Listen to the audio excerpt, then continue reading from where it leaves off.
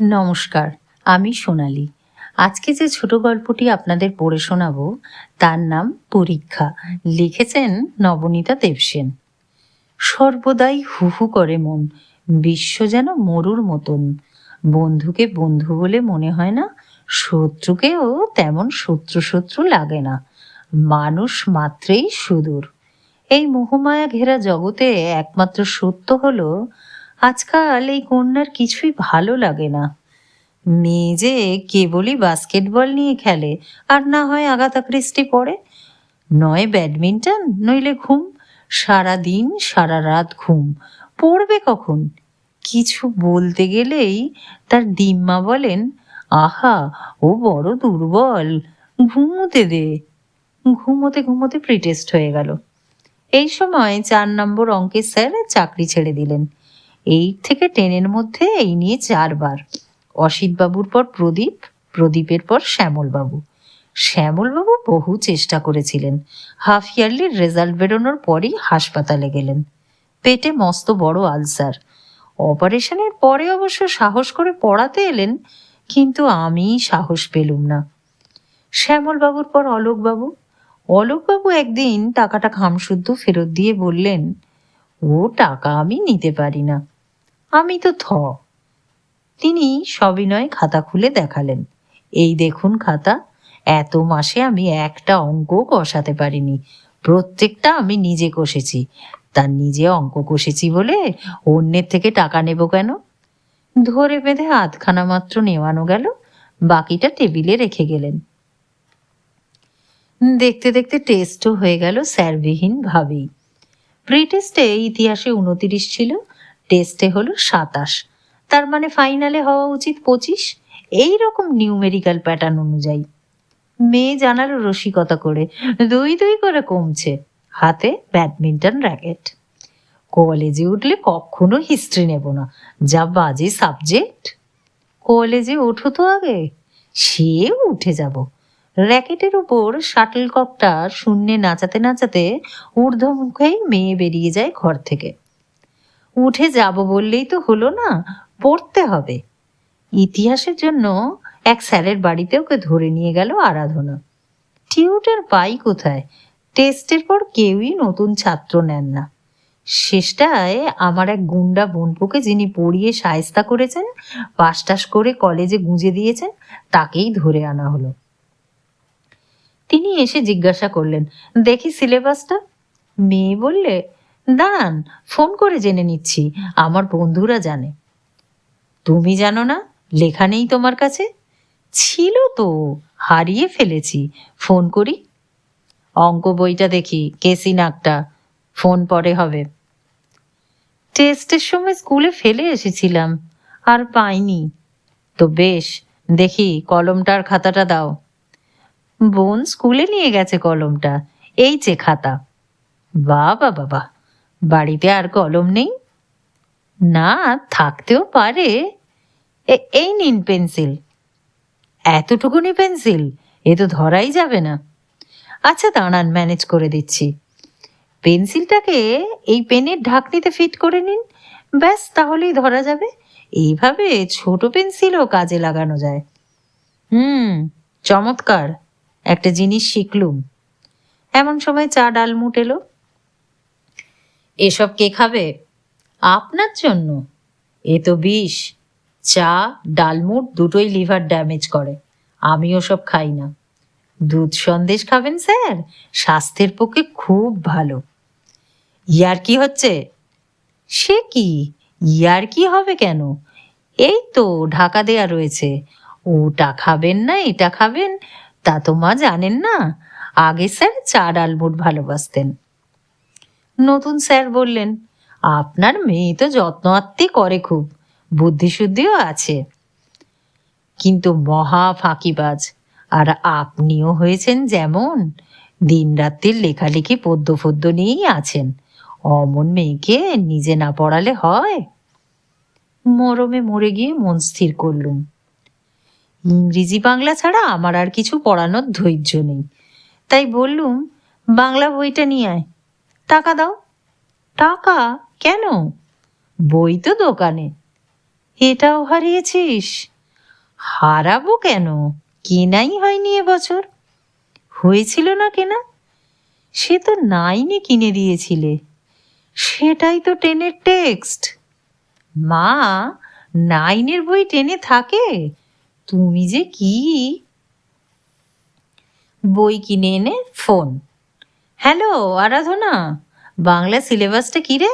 মা জিজ্ঞাসা করছেন। হ্যাঁ হ্যাঁ, মায়ের সঙ্গেই কথা বল। খানিক পর, হ্যালো ভাস্কর, এই অঙ্কের পুরো সিলেবাসটা কি রে? তা আরাধনাকেই তো জিজ্ঞাসা করতে পারতিস, দুবার দুটো ফোন করবার কি দরকার ছিল? সে তুমি বুঝবে না। আরাধনা কি ভাবতো? ভাবতো আমি কোনো সিলেবাসই জানি না। সে তো জানিসই না। জানতুম তো, এখন না হয় ভুলে গেছি। 2 বছর ধরে কখনো মনে থাকে? মা তুমিই বলো। পড়ানো চলছে। এপ্রিলে পরীক্ষা। ফেব্রুয়ারি মাসে আমার এক প্রিয় ছাত্রীকে টিউটার রাখলুম ফিজিক্স কেমিস্ট্রি পড়িয়ে দিতে। এক ছোট ভাই ফিজিওলজির ভালো ছাত্র ছিল, তাকে বললুম বায়োলজিটা দেখিয়ে দিতে।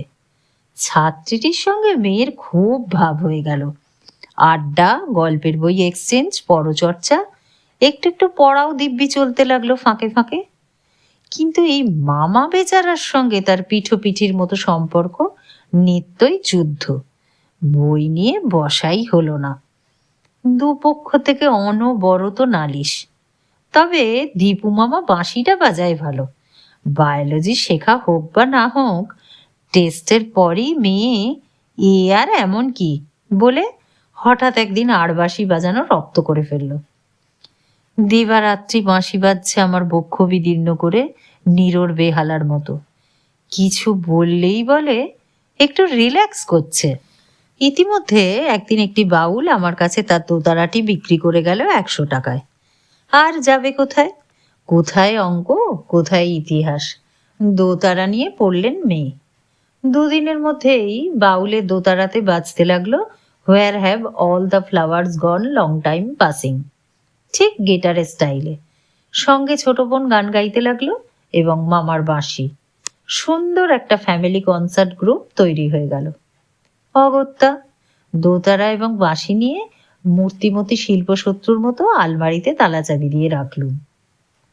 মেয়ে আমার খুব সিভিলাইজড, নিয়মিত 3খানা কাগজ পড়ে। ইন্দিরা মোরারজি চরণ বিষয়ে গভীর জ্ঞানী। ভুট্টোকে নিয়েও গুরুত্বপূর্ণ আলোচনা করে।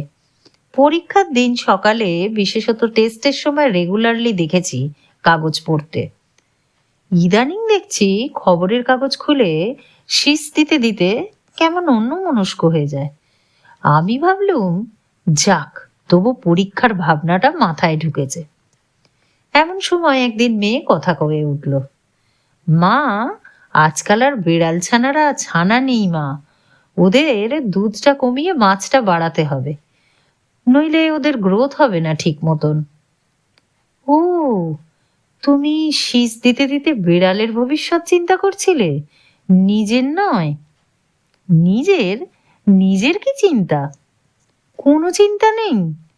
না, মানে কোন স্পেসিফিক চিন্তাটার কথা বলছো? সামনে পরীক্ষাটা, হার মানা গলায় বলি। সে তো আছেই। জানো মা, বন্যা আর বিদ্যুৎ সংকট এসে আসছে। সেই জন্যই বিদ্যুৎ সংকট নিয়ে গভীর ভাবনা হয়েছে মেয়ের। রাত 8টা থেকে সকাল 8টা ভাবছে। আলো নিভলেই ভাবতে শুরু করে। সকাল 8টা পর্যন্ত নিশ্ছিদ্র ভাবনা, মাঝে শতবার আলো ফিরলেও ডেকে তোলা যায় না। সেদিন এক ভদ্রলোক এসছেন আমার কাছে। কলকাতার বাইরে একটা সাহিত্য উৎসবে নিয়ে যেতে চান 1লা বৈশাখ। মেয়েরা পাশে এসে যথারীতি বসে আছে, চোখ গোল গোল করে শুনছে তিনি কত যত্ন করে নিয়ে যাবেন টানা মোটরে, ওখানে কি কি দ্রষ্টব্য স্থান ইত্যাদি। যেই বললুম এখন তো যাওয়া অসম্ভব, পরীক্ষাটা হয়ে যাক, অমনি মেয়ে বাধা দিয়ে ওঠে। চলো না মা, চলো না, কি সুন্দর, খুব ভালো লাগবে, চলো না মা। আরে, তখন পরীক্ষা না? আমি তো তাজ্জুব। কি পরীক্ষা? ও, তখন তোমার কলেজে এমএ চলবে বুঝি?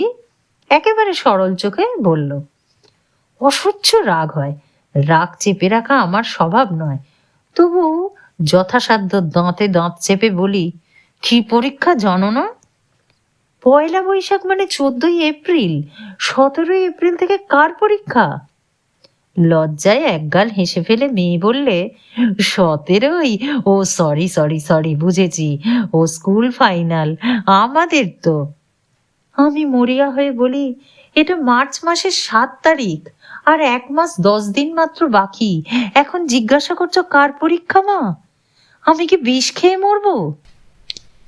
সভ্যতা বিস্তৃত হয়ে জনসমক্ষে ইতর্জনের মতো কাতরে উঠি। বেগতিক দেখে ভদ্রলোক বলেন, আচ্ছা নমস্কার, এবার তাহলে থাক, বরং সামনের বছরে, বলে ছুটে পালিয়ে যান। খুব অপ্রস্তুত মুখে মেয়ে গিয়ে পড়তে বসে, বাঁহাতে কুকুরের মাথায় হাত বোলাতে বোলাতে। তাতে নাকি পড়া ভালো হয়। লক্ষ্মী এসে নালিশ করে, জানেন মা, বড়দিমণি রোজ নিজের দুধটা আর সন্দেশটা মাস্টারমশাইকে খাইয়ে দিয়ে নিজে চার ডালমুট খাচ্ছেন। সে কি কথা? আমি রোজ দেখতে পাই বড়দিমণি পড়তে পড়তে ডালমুট চিবোচ্ছেন আর মাস্টারমশাইয়ের গোঁপে স্বর। ও, কাল থেকে দুজনকেই দুধ সন্দেশ দিবি, চা ডালমুট মোটেই টেবিলে দিবি না।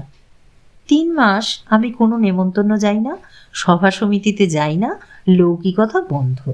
এদিকে মেয়ে শনি রবিবার নিয়মিত টিভিতে সিনেমা দেখে, বৃহস্পতিবার চিত্রমালা দেখে, বন্ধুদের জন্মদিনে কার্ড আঁকে, দীর্ঘ দীর্ঘ ফোন করে।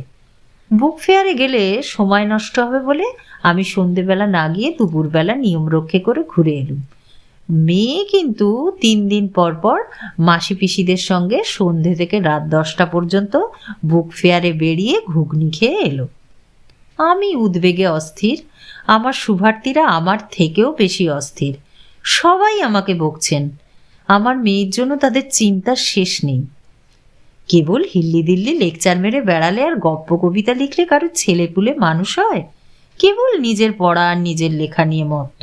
তার উপর আজ হাঁপানি, কাল হার্টের রোগ, পরশু হাই প্রেশার, অসময় যত ঝামেলা বাঁধিয়ে তুই বরং ওকে আরও ডিস্টার্ব করিস। মেয়েটা পড়বে কখন? সবই সত্যি, মেয়েটা সত্যি খুব সেবা করে। অবলা কুকুর বেড়াল, রুগ্না মা, ছেলে মানুষ বোন, বুড়ো মানুষ দিম্মা, প্রত্যেকের। আবার এও সত্যি যে সকাল থেকে সকাল পর্যন্ত 24 ঘন্টা ওর পেছনেই আছি। ভোর 5টায় অ্যালার্ম দিয়ে উঠি, উঠে মেয়েকে ডেকে তুলে দিই, তারপর আবার ঘুমিয়ে পড়ি।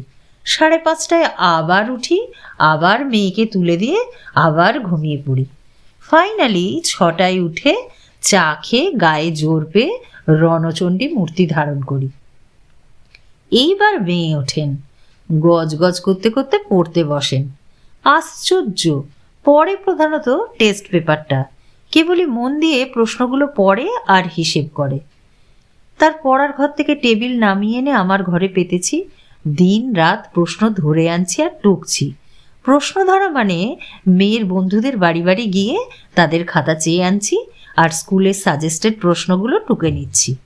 আমার মেয়ে ওসব টোকে না, যদিও রোজই ক্লাসে উপস্থিত থাকে। শুনতে শুনতে নাকি লিখতে পারে না।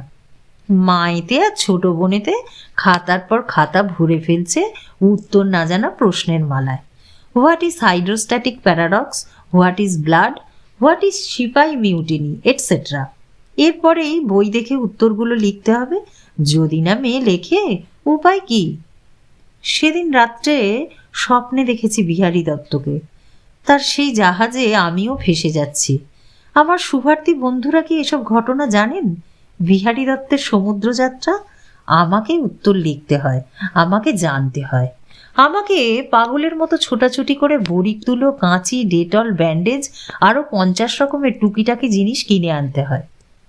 একটা ভালো দেখে বাক্স জোগাড় করে তাতে ধপধপে সাদা কাগজ আঠা দিয়ে আঁটতে হয়, তাতে লাল রঙের রেড ক্রস কেটে লাগিয়ে ফার্স্ট এড বক্স তৈরি করে দিতে হয়। এই বাক্সের জন্য 10 নম্বর মাত্র বরাদ্দ।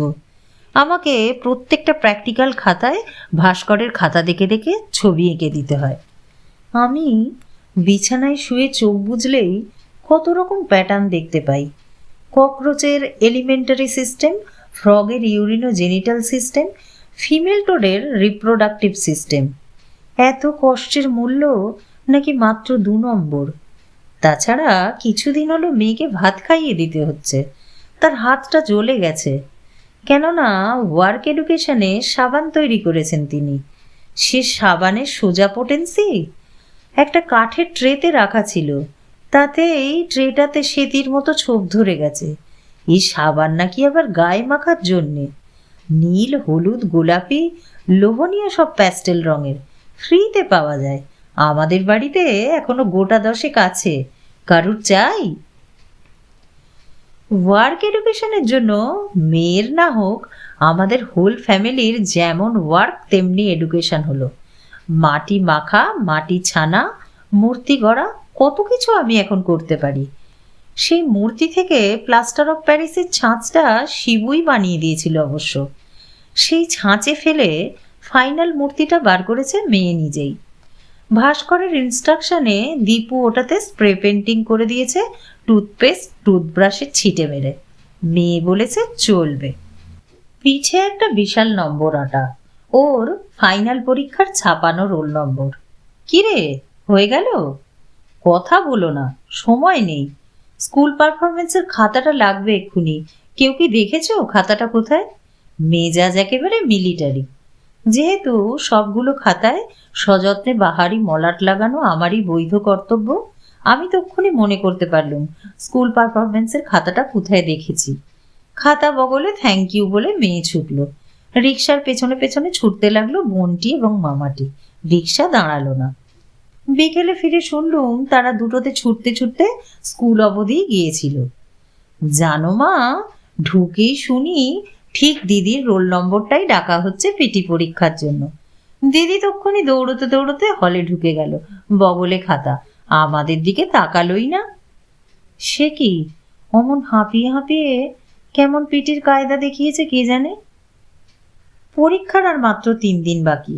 মেয়ে এসে বলল, জানো মা, আরাধনাটা এত অন্যমনস্ক, অ্যাডমিট কার্ডটাই হারিয়ে ফেলেছিল। অবশ্য এখন খুঁজে পেয়েছে। হ্যাঁ রে, তোরটা আছে তো? হ্যাঁ আছে। জানো মা, অলোকা লাহিড়ির ব্যাপারটা আরো খারাপ। ধোপার বাড়ি চলে গিয়েছিল, কুড়মুড়ে হয়ে ফিরে এসেছে। কি হবে? তোরটা কই, বের কর তো। কি হবে বের করে? ওই তো ড্রয়ারে আছে। তবু একবার দেখা না। এই দেখো বাবা, দেখো। খুব কনফিডেন্টলি ড্রয়ার খুলেই মুখ শুকিয়ে এতটুকুনি। এরপরেই ড্রয়ার তোলপাড়, সারা বাড়ি তোলপাড়। মুহূর্তেই প্রবল মাস মবিলাইজেশন ঘটে যায়। বাড়ি শুদ্ধ প্রত্যেকেই প্রত্যেকটা আনাজ কানাজ বাক্স ড্রয়ার তন্ন তন্ন করে ঘাঁটছে। ঘাঁটতে ঘাঁটতে যে যা খুঁজে পাচ্ছি নিয়ে নিচ্ছি। ছোট মেয়ে নিল একটা শক্ত ইরেজার, আমি পেলুম মরচে পড়া কাঁচিটা, মা পেলেন একটা জর্দার ডিবে, শিবু পেল স্ক্রু ড্রাইভারটা। শেষ পর্যন্ত ঘরের কাগজের ডাঁই থেকে বেরিয়ে পড়লো মেয়ের অ্যাডমিট কার্ড আর মায়ের হারিয়ে যাওয়া মাইনের চেকটা। পরীক্ষার ডামাডোলে খুঁজে পাচ্ছিলাম না গত মাস থেকেই। কাউকে বলিনি। এখন কে কাকে বকবে? ডাবল কেলেঙ্কারি। আমি দুটোই চটপট আলমারিতে তুলে ফেলি। মেয়েকে যেই বলেছি অ্যাডমিট কার্ডটা না পেলে তুই কি করতিস, অমনি আমার মা জবাব দেন, বোর্ডে গিয়ে তোমাকেই ডুপ্লিকেট নিয়ে আসতে হতো, কিন্তু চেকটা না পেলে তুমি কি করতে? হোল নাইট প্রোগ্রামগুলো আমাদের মা মেয়ের এখন যুগলবন্দি হয়ে গেছে। ঠিক লুচি ভাজার প্রসেসে কাজ দ্রুত এগোচ্ছে। বেলা, ভাজা, খাওয়া। লুচিতে আমি একটা একটা প্রশ্নের গরম গরম উত্তর লিখে এগিয়ে দিচ্ছি, আর মেয়ে শেষে লুফে নিয়ে একটা একটা প্রশ্নোত্তর কপা কপ গিলে ফেলছে। হ্যাঁ, আগে এগুলো সব খাতায় লিখে দিয়েছিলুম, প্রি টেস্টের আগে, টেস্টের আগেও, কিন্তু সেসব খাতায় এখন আর নেই। জন্মের শোধ কিছু হারিয়ে গেলে আমার মেয়ে বলে কোথাও মিসপ্লেসড হয়েছে। মেয়ের শরীরে একটু উদ্বেগ নেই, সত্যি স্থিতধী প্রাণী। দুঃখে অনুদ্বিগ্ন, সুখে বিগত স্প্রিয়। মন্দ রেজাল্টেও ভীত নয়, ভালো রেজাল্টেও স্পৃহা নেই। পরীক্ষার আগের দিন বাড়িতে বিজয়ার মতো জনসমাগম। ফোনের পরে ফোনে শুভেচ্ছা আসছে, ফ্রিতে মিষ্টান্ন, উপদেশ, স্মৃতিচারণ, অ্যাডভান্সড সান্ত্বনা, আগাম সহানুভূতি, লাস্ট মোমেন্ট সাজেশন। পুরো দিনটাই গেল। কত শুভেচ্ছায় শেষ মুহূর্তে মেয়ের অমন লোহার নার্ভও ফেল করলো। মোটা মোটা চশমার ফাঁকের পেছনে ভীতু জল চকচক করে উঠল। সদ্য পঞ্চদশী হয়েছেন ঠিক টেস্টের আগেই, খুব গ্রোন আপ ভাবছিলেন নিজেকে। এমন সময় দিম্মা কাছে টেনে নিয়ে বললেন, ভয় কি রে, তোর মা আরও ফাঁকিবাজ ছিল, ঘাবড়াসনি তুই। মেয়ের মন ভালো করতে একটা নতুন ক্লিপবোর্ড কিনে তাতে নাম লিখে দিলুম।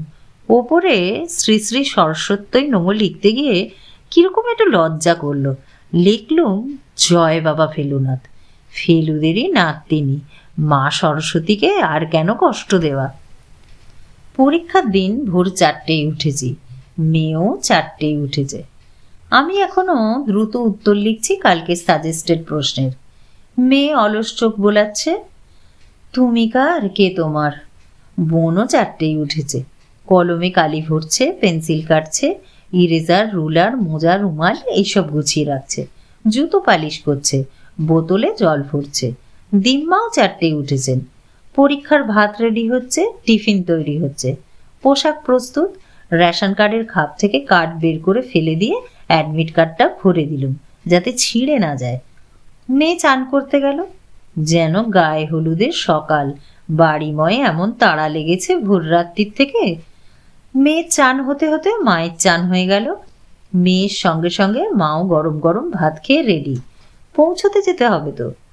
মায়ের গাড়ি যখন তখন বিগড়ে যায়, তাই বিশ্বস্ত গাড়িও এসে গেছে অনেকক্ষণ। কিন্তু মেয়ে কোথায়? রান্নাঘরে কুকুর বেড়ালকে লাঞ্চ বেড়ে দিতে গেছে। ধরে এনে দিম্মাকে প্রণাম করাতেই তিনি যাত্রা করবার মন্ত্র জপ করে দিলেন নাতনির মাথায় হাত রেখে। মেয়ে এবার আমাকেও প্রণাম করলে, আর তারপরেই ছোট বোনকে। ও কি দিদি, ও কি করছো? বোনটি কুলকুলিয়ে হেসে ফেলে। ও সরি। গাম্ভীর্য একটু না হারিয়ে স্থিতদি দিদি বলেন, লাইনে দাঁড়িয়েছিস কেন স্টুপিড? দুই বোনে সিঁড়ি দিয়ে নামছে।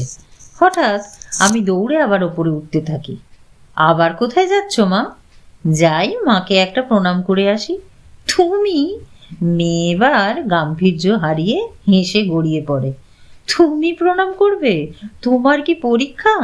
পরীক্ষা তো আমার। অট্টহাসির রোলের মধ্যে দুগ্গা দুগ্গা বলে রওনা হলুম। গেটে 2-4 জন, বারান্দায় 2-4 জন হাত নাড়তে লাগলো। মেয়ে যেন বিলেত যাচ্ছে। পরীক্ষার হলে মেয়েকে পৌঁছানো আরেক পর্ব। জগৎ পারাবারের তীরে মায়েরা করে খেলা, কিছু কিছু বাবারাও আছেন। আমরাও তো একদিন পরীক্ষা দিয়েছি, মা তো ধারে কাছেও যেতেন না। বন্ধুরা বন্ধুরা মিলে চলে যেতুম টিফিন বাক্স সঙ্গে নিয়ে। আজকালকার ছেলে মেয়েরা বেশি বেশি আদুরে হয়েছে, তারা বাপ মার কথা কম শোনে, আদর আহ্লাদ পায় বেশি।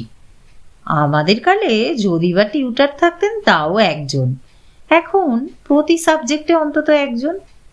যেসব ছেলেমেয়েরা একা একা বোটানিক্যাল গার্ডেন, ডায়মন্ড হারবার চলে যেতে পারে, পরীক্ষার হলে তাদেরও কিন্তু প্রত্যেক দিন বাপ মাকে পৌঁছে দিতে হবে। ফের দুপুরবেলায় অঞ্জলিতে টিফিন নিয়ে মা বাবারা অফিস কামাই করে হতে দেন স্কুলের গেটে। বিকেলেও ছুটতে ছুটতে পুনরায় হাজির নীলমণিদের ফেরত নিতে। ত্রিসন্ধ্যা আহ্নিক। বাপ মায়ের এই পুণ্যে যদি বা ছেলে মেয়েরা তরে যায়। যাক, শুরু হয়ে গেল বড় খেলা। পরের দিন পরীক্ষা নেই, অফ ডে। সকালে মেয়ে দরজা বন্ধ করে ফোন করছে। আমাদের বাড়িতে এটার আবার একেবারে চল নেই। আমি তো জোর করে ঢুকবই ঢুকবো। গোপন ফোন চলবে না, চলবে না। অন্তত 16 বছর তো হোক। মেয়ে বিরক্ত হয়ে দরজা খুলে দিয়ে ফোনে ফিরে গেল। কিরে, আছে? কি দেখলি? আছে তো? এই প্লিজ একটু দিয়ে যাবি? আচ্ছা, থ্যাংক ইউ থ্যাংক ইউ। 10টার মধ্যে কেমন? ফোন খতম। কি ব্যাপার রে? কিচ্ছু না, বায়োলজি বইটা আরাধনার কাছে ছিল। কালই তো ইংরেজি আর বায়োলজি। কবে থেকে বই ওখানে আছে? ওই তো টেস্টের পর থেকে। আচ্ছা মা, আমাকে তো কতবার খাতা ধার দিয়েছে, দেব না বই? তবে এতদিন কি দিয়ে পড়লি? কেন, খাতা অন্য অন্য সব বই, কত তো বই আছে। কিন্তু ওটাই তো টেক্সট বইটা, ও কিছু হবে। তার 3 দিন পরে সকালে ফিজিক্যাল সায়েন্স, বিকেলে সংস্কৃত। মা, এই খাতাগুলো টিফিনের সময় নিয়ে যেও ঠিক, মনে করিয়ে দিল মেয়ে বেরোনোর সময়। গাড়ি থেকে নামতে নামতে দেখলুম স্কুলের সামনে আরাধনা দুলে দুলে সংস্কৃত পড়ছে ফুটপাতে দাঁড়িয়ে। আমার মেয়ে জ্ঞান দিলেন, ও কি রে, এখনই সংস্কৃত পড়ছিস? এখন যেটা পরীক্ষা সেইটে পড়বি তো? আরাধনা অবাক হয়ে তাকায়, সেইটেই তো পড়ছি। এখন সংস্কৃত না? আমি বিষম খাই, কি এখন সংস্কৃত? তবে যে বললি এখন ফিজিক্যাল সায়েন্স, সংস্কৃত বিকেলে। আরাধনা আর্তনাদ করে ওঠে, আবার আবার তুই টেস্টের মতো করলি? আমিও আর্তনাদে জয়েন করি। এবার স্থিতধী কন্যা আমাদের প্রতি সান্ত্বনা বাক্য উচ্চারণ করেন, যাগ্গে মা, ও বেলা না হয় এ বেলা কি এসে যায়, দিনটা তো ঠিকই, সংস্কৃত খাতাপত্তর আর আনতে হবে না। স্থিতধী নাচতে নাচতে ভেতরে চলে যান। আমরা ব্যাকুল মা বাপেরা ঘন্টা পড়ার অপেক্ষায় রাস্তায় হাঁ করে দাঁড়িয়ে আছি। এমন সময় শুনি শূন্য থেকে দৈববাণী হচ্ছে, মা মা, এই দেখো আমরা কোথায়। ভীষণ রোদে ভুরু কুঁচকে ঘাড় বেঁকিয়ে মুখ উঁচিয়ে দেখতে পাই ঠাঠা রোদ্দুরে চিলের ছাতে 2-3টে ইউনিফর্ম পরা ঝাঁকড়া চুল মূর্তি এক গাল হাসতে হাসতে হাত নাড়ছে, যেন এভারেস্টের চূড়ায় তেনজিং ইত্যাদি। উপসংহার, এরপর নিশ্চয়ই স্কোরবোর্ডটা দেখতে চান। যেমন খেলোয়াড়, যেমন পিচ, তেমনি খেলার তেমনি রেজাল্ট। হোল ফ্যামিলির অসামান্য টিমওয়ার্কের টোটাল স্কোরিং 73%। মাত্র 2টো লেটার, তার একটা আবার বায়োলজিতেই। ঘরময় দৌড়ে দৌড়ে ধপাধপ শব্দে একটা বল বাউন্স করতে করতে মেয়ে বলল, মা, তোমাদের 70 আর আমার 3.5, এ ফটো ওয়াইজ। দিম্মাকে সেই প্রণামটা তুমি যদি করতে, স্টারই পেয়ে যেতুম নির্ঘাত। কেমন লাগলো গল্পটা আপনারা মন্তব্য করে জানাবেন। ভালো লাগলে অবশ্যই প্রিয়জনদের সাথে শেয়ার করতে ভুলবেন না। আপনাদের মন্তব্য ভবিষ্যতে আমাকে আরও নতুন গল্প পড়তে উৎসাহ যোগাবে। ধন্যবাদ।